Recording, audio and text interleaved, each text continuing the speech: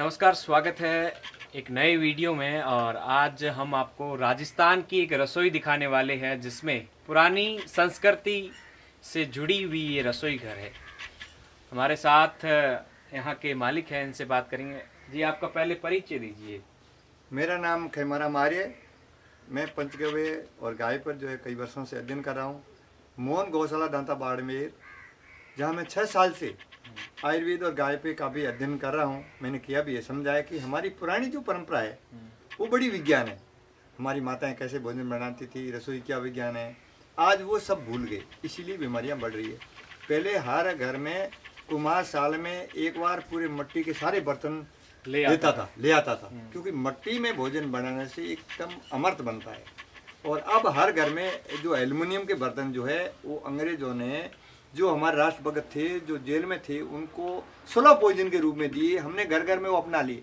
हम नहीं समझ पा रहे कि हमारे ये मिट्टी के बर्तन में अपना में देखो, आप मिट्टी के बर्तन जैसे भोजन पक रहा है, आप हाथ लगाओगे बाहर तो एकदम ठंडा और अंदर वो हो रहा है, और उसमें तो अगर हाथ लगाए तो हाथ जल जाएंगे।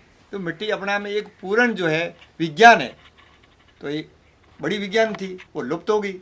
अब हम देखो हर रोज ये मिट्टी की हांडी है, 25 लीटर की है, 25 लीटर की ये हांडी हाँ, है। इतनी बड़ी हांडी है। अच्छा, क्या बना रखा है इसमें? इसमें जो है हमारे बुजुर्ग जो ये बनाते थे राब, इस राब या खटकी, अभी लोग इसको बना नहीं रहे। हम थोड़ा इसको मॉडर्न किया हमने। आज बीमारी के हिसाब से इसमें क्या है, देसी बाजरा को हमने शोधित किया, यानी उसको बाजरा को और पावर दिया। उसमें गौमूत्र, गोबर और भस्मी तीनों का घोल बनाकर 24 घंटे उस बाजरा को रखा, फिर सुखा दिया। उस बाजरा को रात को भिगोकर सुबह कूटकर जो है दही में बनाते हैं। नहीं, वापिस बताना बाजरे को कैसे आपने, वापिस थोड़ी धीरे धीरे से डिटेल में। क्योंकि अभी भाई रोग ज्यादा है, तो रोग ज्यादा तो पावर कम है, तो हम इस हिसाब से इसको बना रहे कि ये दवाई के रूप में लोग कैसे ठीक हो।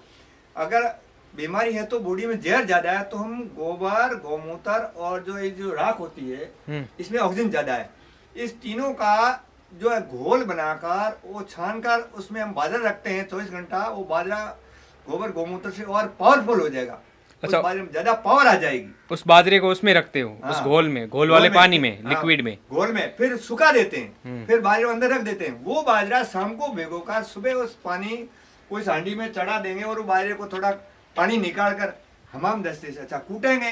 कूटने के बाद में फिर दही में बनाएंगे, छाछ में नहीं। क्योंकि एक तो जो है वो पानी में भिगोया और दही में बनाएंगे तो उसमें ज्यादा बॉडी में आपको चिकनाई जाएगी, तो रोग अपने आप भाग जाएगा। और इसमें गाय का घी सबसे ज्यादा जो है गोल्ड तत्व ज्यादा रहता है। गोल्ड तत्व हमारी बॉडी में पावर बढ़ाती है। तो इसलिए देखो हम जो राब बना रहे इतनी ताकतवर है कि जैसे ही बॉडी में जाएगी बिना परिश्रम पसीना आ जाएगा और पच जाएगी, जल्दी पचेगी। आजकल लोगों को जो एक तो पसीना नहीं आ रहा और भोजन पचता नहीं है। जब पचता नहीं है, सब लोगों का फैट बढ़ रहा है, बैड कोलेस्ट्रॉल बढ़ रहा है। तो हमारे बुजुर्गों की बहुत बड़ी विज्ञान है, ये समझना चाहिए। कितने टाइम पीते हो इस राब को आप?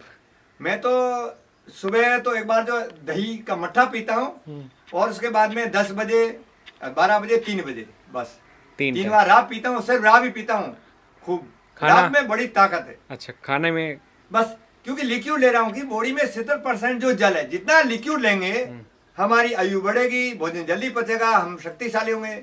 ठोस भोजन जो है पचने में टाइम लगता है। और उसमें कितनी एज है अभी आपकी? मेरी उम्र जो है 58 साल है। 58 साल।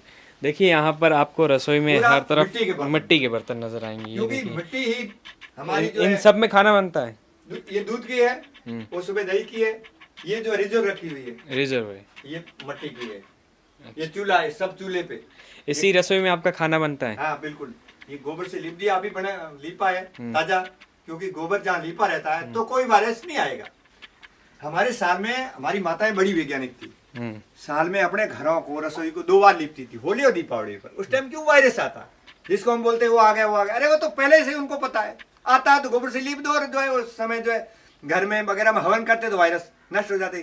क्योंकि गोबर और गाय का घी, बड़ा वैज्ञानिक करसन जी जानते थे कि गोबर जो है एक तरह का वायरस को सोखता है, और गाय का घी जहां जलाते तो एक तरह की जो है मिजाइल है, वायरस को भगाने की मिजाइल गाय का घी है। जलाओगे जब मिजाइल काम करेगी। हम तो गाय का घी जलाते नहीं, हम तो जहर जलाते, तो वायरस बढ़ेगा। कितनी बड़ी गणित योगराज श्री कृष्ण जी ने उस टाइम बनाया था कि भाई गाय का मक्खन जो है बेचो मत। ये एकदम पूरे पर्यावरण का प्राण है, इसलिए उनको बोला पहले तो खाओ और फिर जलाओ। बच्चों को मक्खन, बड़ों को घी जरूरी है। बेचो मत, बेचो मत। आजकल के लोग बेच देते हैं तो क्योंकि सबका हिस्से का, सबको बांटो ना, बांट के खाएंगे तो बढ़ेगा, प्रसाद है। बेचो मत। हाँ बेचो मत, परंपरा में था, क्योंकि ये प्रकृति, गाय सबकी माँ है। तुम देखो पहले तो मक्खन खाएंगे ताकत आएगी, उसके बाद में घी जलाएंगे तो हवा में ताकत रहेगी। कितनी बड़ी विज्ञान जानते थे हमारे बुजुर्गों ने, बिल्कुल क्लियर बता दिया, गाय का घी दूध कुछ नहीं बेचना, कुछ बेचते नहीं थे, क्योंकि प्रकृति दे रही तो बांटो, प्रकृति माँ है। इतनी बड़ी विज्ञान थी हमारे पुराने ऋषि मुनियों के पास। अब तो बेच दो और उसके अफीम ला के खा लो, शराब पी लो, अमृत बेच के जहर ला के खा रहे। बहुत दुख की बात है। सही है।